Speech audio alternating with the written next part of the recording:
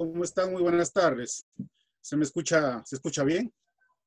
Sí, se escucha claro. Perfecto. ¿Qué tal, Francisco? Buenas tardes. Gracias por la invitación. Antes de nada, es un honor participar en este espacio que organiza el Comité Patriótico de la Independencia del Perú. Y también agradecerte a ti, Francisco, por la invitación. Sinceramente no conocía de la organización que estaban teniendo ustedes y en cuanto a estos eventos. Me parece muy interesante en todo sentido para difundir pues, los aspectos institucionales del Colegio de Arqueólogos. Me van a disculpar un poco la huella del entorno, pero tengo por acá unos eventos también de los vecinos que ya no los puedo manejar. Ojalá que no se cuelen los audios.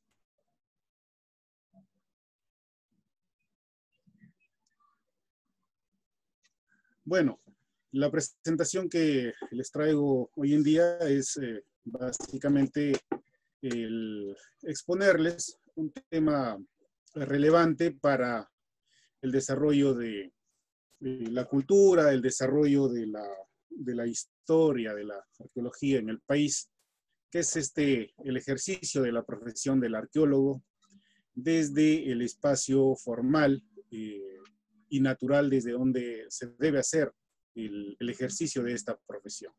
Esto es el Colegio Profesional de Arqueólogos del Perú, ¿no? Nosotros somos una institución creada en 1984. Es una institución creada por ley al amparo de los artículos de la misma Constitución, como vamos a ver más adelante, pero que durante los últimos 10 años ha estado en una situación pues todavía de inoperancia en cuanto a regular de manera muy, ¿cómo se puede decir? Muy comprometida el tema del ejercicio de la arqueología. Entonces, lo que tenemos ahora es un panorama no muy alentador en cuanto a el fortalecimiento del desarrollo de esta carrera en la sociedad y sobre todo de que como arqueólogos también seamos reconocidos como una carrera, ¿no? Una profesión que brinda un servicio público de responsabilidad civil, sobre todo en el ejercicio de la arqueología y la protección del patrimonio cultural de la nación, ¿no? Entonces, estamos tratando de difundir un poco más las ideas del ejercicio de la profesión. Entonces voy a mostrarles una presentación que he preparado sobre estos temas y bueno, a ver, vayamos avanzando. Por favor, me avisan si pueden ver la pantalla. Sí, se ve claro. Se ve muy claro la pantalla. Excelente. Bueno, vayamos como inicio a las canteras, es decir, de dónde nos estamos formando los arqueólogos. Una carrera que empezó, pues, tal vez en la década de los 40, 50, de manera muy, ¿cómo se puede decir? Muy discreta, ¿no? Dictándose básicamente la Universidad Nacional Mayor de San Marcos. Sin embargo, ahora vemos que tiene un alcance un poco mayor en cuanto a la distribución regional de los espacios donde se brinda esta formación. Tenemos, por ejemplo, la Universidad Católica de Perú, la Universidad Nacional Mayor de San Marcos, Universidad Nacional Federico Villarreal, Universidad Nacional Pedro Ruiz Gallo, la Universidad Nacional San Antonio Abad del Cusco, también con muchos años de trayectoria en cuanto a la enseñanza de esta profesión, la Universidad Nacional Toribio Rodríguez de Mendoza, que es, me parece, de más o menos reciente formación, la Universidad Nacional de Trujillo, la Universidad Católica Santa María, que entiendo hay promociones de arqueólogos de esta universidad, pero que ya en la actualidad también la cátedra está cerrada, ¿no? Por motivos internos, obviamente, de la universidad, pero hay unas buenas promociones de colegas que han egresado de esta universidad. La Universidad Nacional Santiago Antúnez de Mayolo, también desde hace más o menos 10, 12 años, qué sé yo, también viene formando arqueólogos en el norte en la ciudad de Ancash. La Universidad Nacional San Cristóbal de Huamanga y la Universidad Nacional San Luis Gonzaga de Ica, ¿no? Básicamente, de estos 11 espacios es los arqueólogos que se están formando y de acá sale digamos, todas las promociones que se van a tener que encargar de lo que es la gestión del patrimonio cultural peruano en el próximo devenir de nuestra historia, ¿no? Somos obviamente una carrera no muy popular, por decirlo de alguna forma, porque, por ejemplo, en el Colegio de Arqueólogos tenemos como o como inscritos, permítanme bajarle acá el volumen a este tema. Tenemos inscritos más o menos a 1.810 arqueólogos inscritos. Si nosotros vamos a hacer una exploración de cuántos arqueólogos hay en el ejercicio de la profesión, serán pues unos 300 más. Entonces no somos en realidad muchos profesionales licenciados en arqueología que nos vayamos a poder dar abasto, ¿no?, para atender toda la inmensa cantidad del patrimonio cultural. Obviamente va a hacer falta mucho más agentes de este tipo de formación para asumir ese reto desde una verdadera responsabilidad en cuanto a la protección del patrimonio, ¿no? Eso es como para que tengan una perspectiva más o menos de el potencial de la carrera, por decirlo de alguna manera.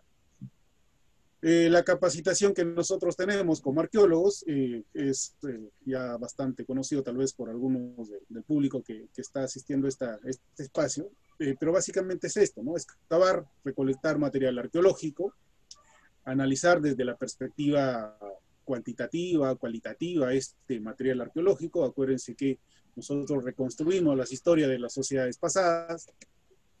Elaboramos también levantamientos topográficos de los sitios investigados. Es una carrera que se agencia mucho de otras carreras, de muchas herramientas de otras disciplinas, justamente para darle un cuerpo coherente a la propia formación del arqueólogo, ¿no? Nos podemos desempeñar como dibujantes de proyectos arqueológicos. Pese a que existe la tecnología actual, el dibujo siempre te conlleva a una percepción distinta de la apreciación de los hechos históricos que en este caso el arqueólogo va develando, ¿no? Hay una subjetividad en el dibujo mismo, inclusive en la misma experiencia de dibujar, te permite pues abstraerte de una manera distinta en cuanto al registro y a la recuperación de un dato. Entonces, por eso es que nosotros los arqueólogos, pese a que hay tecnología ya abundante en cuanto al registro, persistimos en el dibujo en campo porque es una percepción distinta en cuanto a recuperar el dato. Hace poco conversábamos con una arquitecta, por ejemplo, que nos comentaba que ella fomentaba el levantamiento, digamos, arquitectónico a mano, porque te permitía, por ejemplo, enfrentarte a los retos del mismo constructor que podía haber edificado esa estructura. Entonces, te da una percepción tal vez un poco más personal en cuanto a cómo, cuáles fueron los retos logísticos, operativos, para levantar esa edificación. Entonces, por eso es que es importante el tema del dibujo arqueológico, ¿no? Y no tanto porque, digamos, se pueda recurrir simplemente a temas tecnológicos para este tipo de registro. También hacemos la dirección de los trabajos de excavación, ¿no? En un nivel ya más de gestión, de planeamiento. Planificamos, dirigimos, ejecutamos proyectos de investigación arqueológica, naturalmente. Hacemos énfasis en la protección del patrimonio cultural, inclusive natural. Acuérdense que hay colegas arqueólogos trabajando, por ejemplo, en los bosques de Pomac, en algunas reservas, ¿no? Somos una carrera bastante versátil en ese sentido. Definimos y programamos proyectos de consolidación, restauración, conservación de elementos culturales, preocupándonos ya no solo por la investigación, sino porque estos bienes culturales, su presencia sea permanente en el tiempo, ¿no? Tratar en la mejor medida de mitigar los efectos de deterioro natural que puede tener cualquier objeto, en pos de salvaguardar el patrimonio y de protegerlo tal vez para las futuras generaciones. También nos podemos desempeñar con una capacitación suficiente en la administración de áreas naturales, culturales, en base a un plan de políticas y estrategias que a corto plazo traigan un desarrollo turístico de la región. También la cultura, en este caso acá, enlazada a proyectos de desarrollo básicamente un poco empujados por el sector del turismo, ¿no? Entonces, como ven, la capacitación que tiene un arqueólogo es bastante versátil en cuanto a cómo se vincula, ¿no? Con el desarrollo de su comunidad. Nuestros campos de acción también son muy variados. En lo particular, ahora hay bastante énfasis en cuanto a la arqueología de impacto. Por ejemplo, hay muchos colegas que nos estamos dedicando a la arqueología de impacto, aunque tradicionalmente nos hemos estado bien dedicando a los proyectos de investigación arqueológica, ¿no? Excavación, interpretación de rasgos culturales, no solo para el tema cultural, sino acuérdense también para el tema de turismo.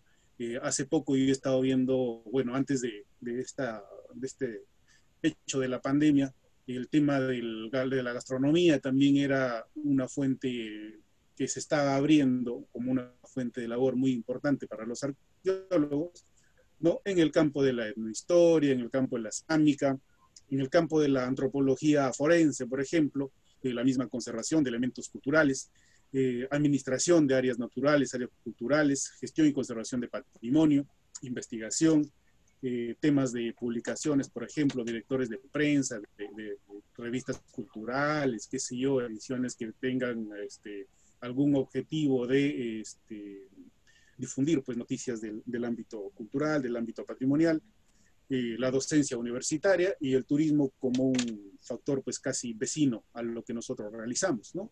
Entonces, como ven, el espacio de acción es bastante amplio, ¿no? El arqueólogo es en realidad un profesional muy versátil, que puede adecuarse a distintos espacios laborales, porque la misma formación le ha hecho obtener herramientas de muchas disciplinas para armar un cuerpo propio, ¿no? Y sobre el cual, digamos, basamenta la ejecución de su propio accionar. Entonces, conocemos de arquitectura, topografía, de gestión, de administración, y de todo ello, pues, nos permite ejercer la arqueología de una manera eficiente y eficaz. Sin embargo, lo que no hemos estado haciendo muy bien es, desde el año 2007, tal vez en adelante, es el ejercicio de nuestra profesión, porque nosotros hemos asumido de que para ejercer la profesión de arqueólogo no necesitábamos más autorización de la que ya nos estaba dando en ese tiempo el Instituto Nacional de Cultura y posteriormente conformado Ministerio de Cultura. ¿Qué es lo que pasaba acá?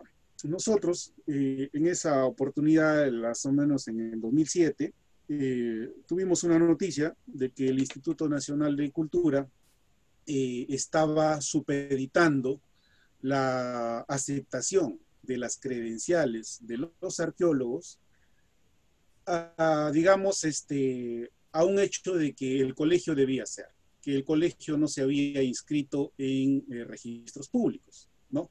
Y en base a ese hecho, el Instituto Nacional de Cultura decidió suspender las credenciales de los arqueólogos. Entonces, eso conllevó a que se genere una cultura lamentablemente, en cuanto al ejercicio laboral, que no se vio muy favorecida, una cultura de que no era necesario el número de colegio o de arqueólogos para ejercer la arqueología, a pesar que había una ley, a pesar que había un reglamento del ejercicio de la profesión, pues la mayoría de arqueólogos vio por conveniente ejercer la arqueología desde un registro que hizo en ese entonces el Instituto Nacional de Cultura, el llamado Registro Nacional de Arqueólogos, ¿no? Y que era básicamente un padrón donde tú te inscribías y donde se inscribía también cualquier persona que pudiera ejercer de alguna forma este tema de la arqueología. Y desde ahí no nos hemos preocupado por fortalecer el gremio, no nos hemos preocupado por defender espacios laborales, ni siquiera por desarrollar más espacios laborales para nosotros como arqueólogos mismos. Entonces, ¿cuál es el problema que tenemos ahora? De que los arqueólogos, como ustedes bien saben, tal vez los arqueólogos que estén presentes en este espacio, nuestro trabajo inicia básicamente por proyectos. Tenemos un inicio, tenemos un final cada 2, 3 meses, 6 meses, un año, qué sé yo. Es muy variable. Entonces, cuando estábamos jóvenes, obviamente hasta tus 30, hasta tus 40 años, este tema de la variabilidad y el tema de la temporalidad tal vez no es muy inconveniente. Sin embargo, cuando ya te haces de mayores responsabilidades, también la edad un poco avanza, necesitas un espacio y necesitas haber desarrollado en el transcurso de tu ejercicio profesional ciertas herramientas pues que te den una seguridad tanto a ti como a tu familia. Y lamentablemente esos espacios no están disponibles, ¿no? Entonces un arqueólogo muchas veces se tiene que ver enfrentado a partir de los años 50, o si no se vuelve docente, a cambiar tal vez de rubro, porque ya el tema de los proyectos afectan pues a los factores familiares, al tema mismo de la salud, que uno ya no se puede desplazar con esa libertad. Entonces, recién es en ese momento cuando el arqueólogo se pregunta, dice, oye, ¿y por qué nosotros no pudimos generar un seguro, por ejemplo, para tener un trabajo mejor, o que el arqueólogo pueda ser empleado como un agente patrimonial en otro espacio, como por ejemplo, me imagino, en espacios de los gobiernos locales? ¿Por qué no se pide un arqueólogo ahí que trabaje? Si siempre en las localidades hay tanto patrimonio por proteger, ¿por qué no se dispone de un arqueólogo en esas municipalidades? En fin, hay muchas preguntas que lamentablemente nosotros como gremio no las podemos resolver ahora porque no nos hemos preocupado de este ejercicio responsable de la arqueología, ¿no? Entonces, no es, es decir, no es mirar de que el colegio no haya estado ejerciendo su labor, sino que somos nosotros los mismos arqueólogos que al haber ejercido nuestra profesión desde un ámbito distinto, no hemos fortalecido este gremio.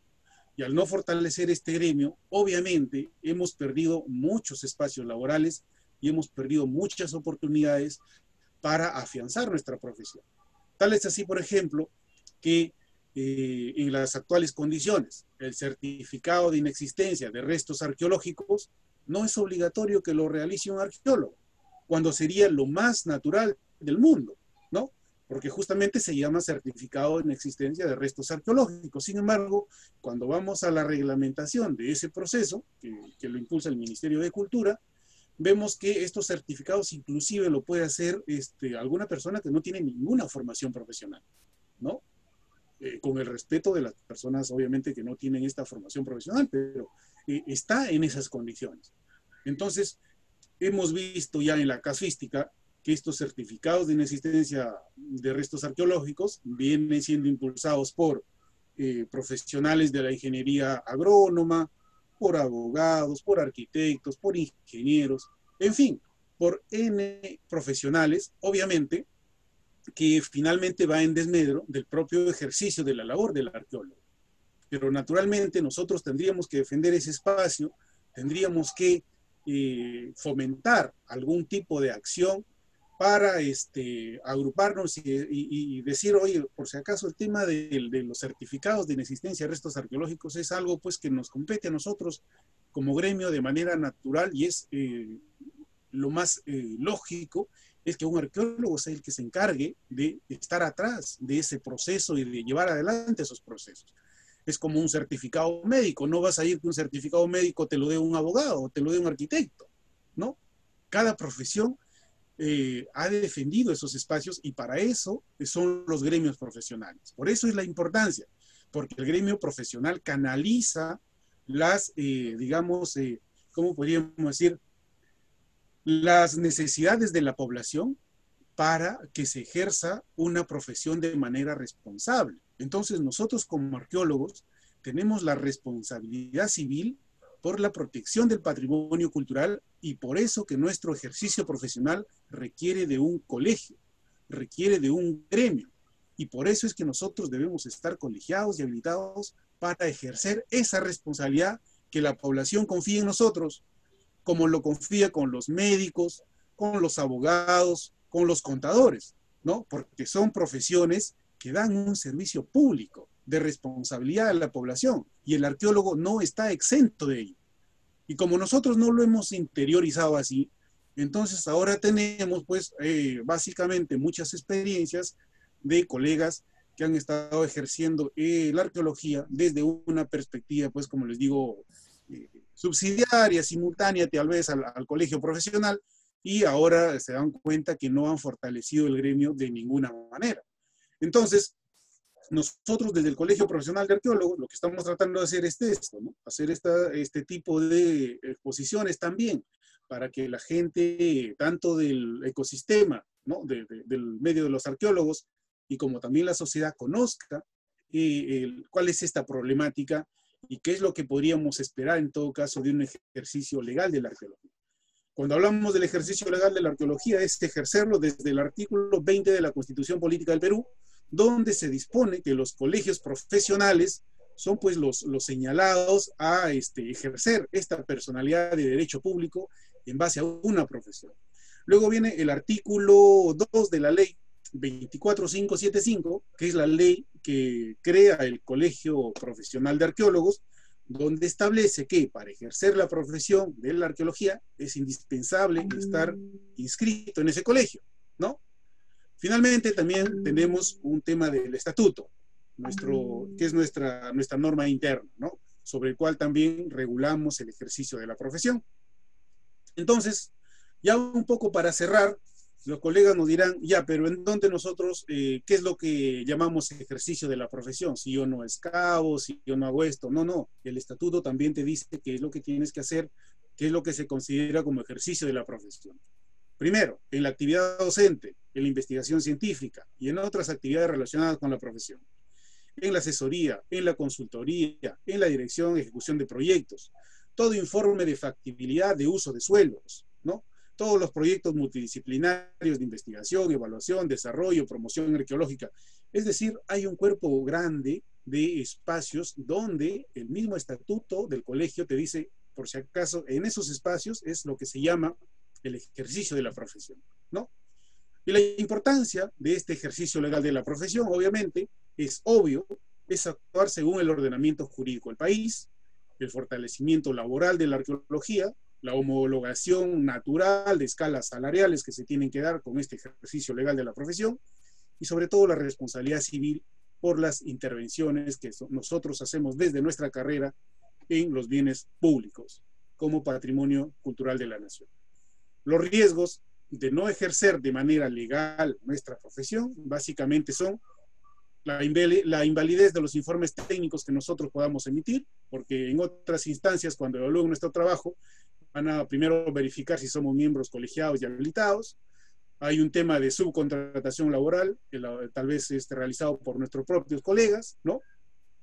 Como riesgo del ejercicio legal de la profesión. Hay una invisibilidad del trabajo del arqueólogo y sobre todo la falta de consolidación de espacios laborales, ¿no? Hay que tener muy en cuenta entonces este panorama general que les he contado en cuanto al ejercicio de la arqueología. Muchas gracias por vuestra atención y con todo gusto, si hubiera algunas preguntas, comentarios, muy agradecido que pudieran comentarlos en este momento. Así es. Agradecemos al ponente Hammer Chávez por su excelente ponencia. A continuación tenemos las siguientes preguntas del público. ¿Qué es el material arqueológico? ¿Tiene clasificación? Segunda pregunta. ¿Qué tecnologías modernas aplica la arqueología en la actualidad?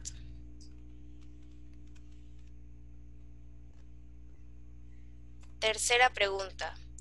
¿Cuál es la contribución de la arqueología para incentivar el patriotismo? Y cuarta pregunta. ¿Qué es el certificado de existencia de restos arqueológicos? ¿Para qué sirve? Gracias.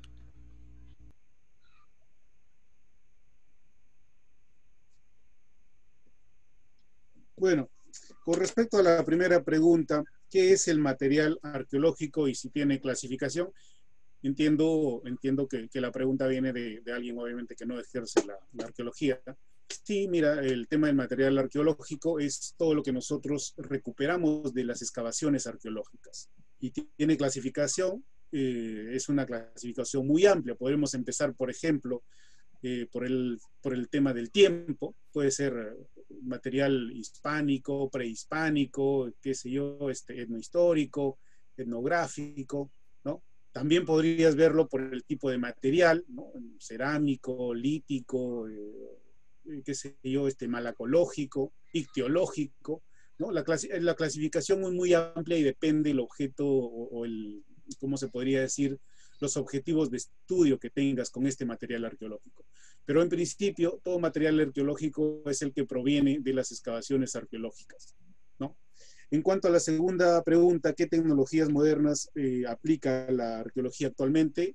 Es básicamente todo lo que se está desarrollando, por ejemplo, para otras ciencias como la geografía, como la misma biología, la misma tecnología, por ejemplo, ¿cómo le llaman esto? La reconstrucción de entornos virtuales. Se están haciendo, por ejemplo, análisis de germoplasma, ¿no?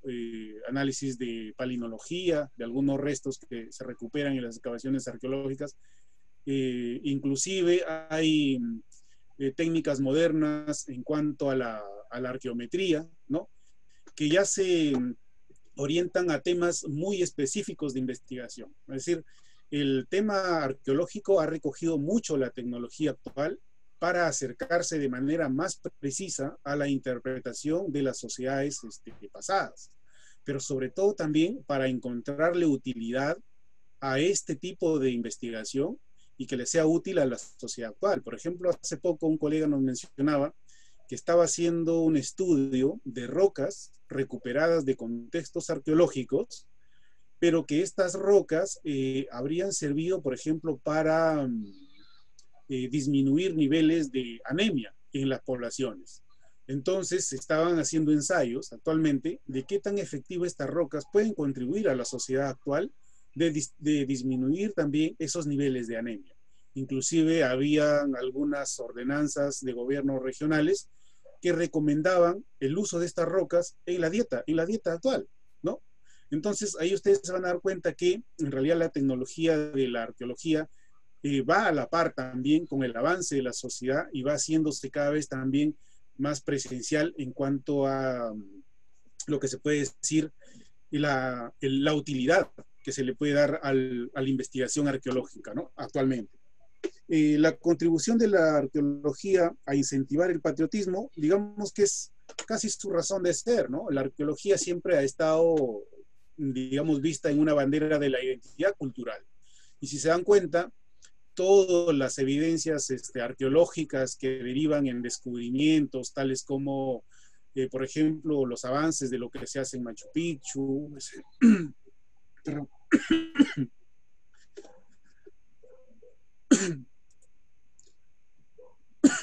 Un momento.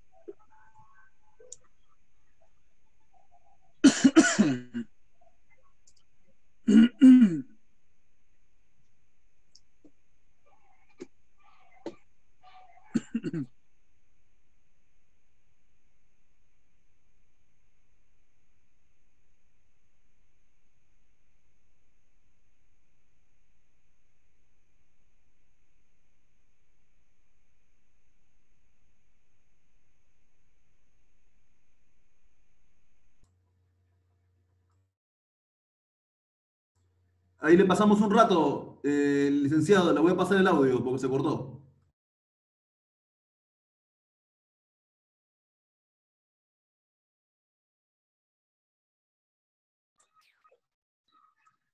Ya, bueno, Ahora sí le escuchamos. Sí. Ahora sí le escuchamos. El hecho mismo de que estos descubrimientos arqueológicos pues vayan haciéndose conocidos en el mundo, las mismas exposiciones que el Perú organiza como país a nivel mundial, son evidentemente hechos que incentivan el tema del patriotismo, ¿no? Si ustedes van a ver, por ejemplo, los billetes del Estado peruano, la mayoría tiene descubrimientos arqueológicos. Creo que está Caral, por ejemplo, por ahí, aparece Machu Picchu. Todo esto deriva como producto de la investigación arqueológica y eso es lo que afianza obviamente sólidos sentimientos en cuanto a la patria, en cuanto a la nación. Con respecto a la última pregunta de lo que es el CIRA es un certificado de inexistencia de restos arqueológicos. Ese es su nombre real, ¿no? Pero la utilidad de este certificado es de que cuando alguien quiere construir o quiere remover algún espacio, algún terreno, tenga un certificado de que ahí en ese terreno no hay evidencia arqueológica que se pueda destruir. Es decir, no hay patrimonio cultural de la nación. Entonces, cuando se le da este certificado, este constructor o esta persona que está interesada en remover algún tipo de suelos, tiene esta garantía de que no está destruyendo el patrimonio arqueológico, y es un arqueólogo el que en todo caso le va a garantizar de que en ese espacio él no tiene algún compromiso de este tipo, ¿no? Este certificado de inexistencia de restos arqueológicos se pide para todo tipo de obra pública o privada en cuanto implique la remoción de suelos y que por ahí pueda preocuparse de alguna manera que tú puedas afectar una evidencia cultural, ¿no? Si te dan el certificado, obviamente significa que tu terreno no tiene evidencia cultural y tú con toda la salvedad podrías ejecutar tu proyecto de obra civil como lo estás pensando hacer, ¿no?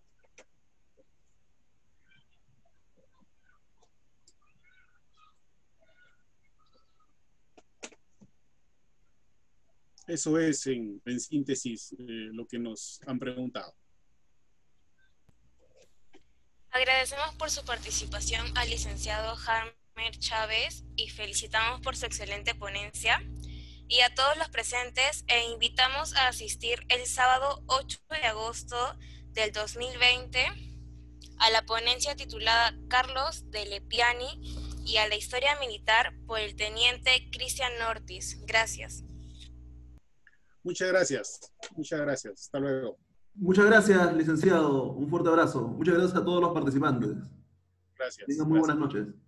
Buen fin de semana.